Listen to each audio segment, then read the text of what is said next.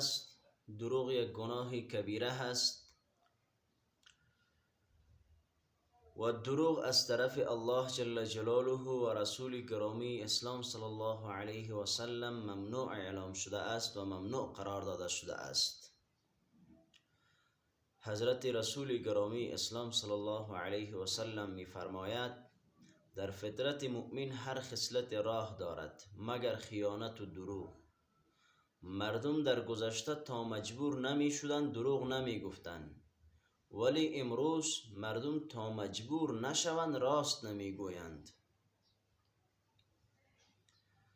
بعضی انسان ها هستند که دروغ گفتن را در هنگام شوخی، در هنگام شادی و در هنگام له و لعب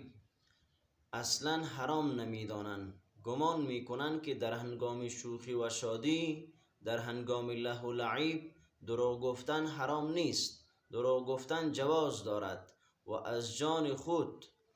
جوک و داستان و فکاهی می سازند و به دروغ بیان می کنند، در حالی که دروغ گفتن بدترین صفت، بدترین خلق و خوی در نزد رسول گرامی اسلام صلی الله علیه و سلم بوده است. و دروغ گفتن حرام هست مگر در 3 مورد، در 3 حالت دروغ را استثناء شده است که دروغ گفتن جواز دارد و در غیر این 3 صورت در هیچ صورت دیگر دروغ گفتن جواز ندارد و دروغ یک گناه کبیره هست و بدترین خلق و خوی در نزد رسول گرامی اسلام صلی الله علیه و سلم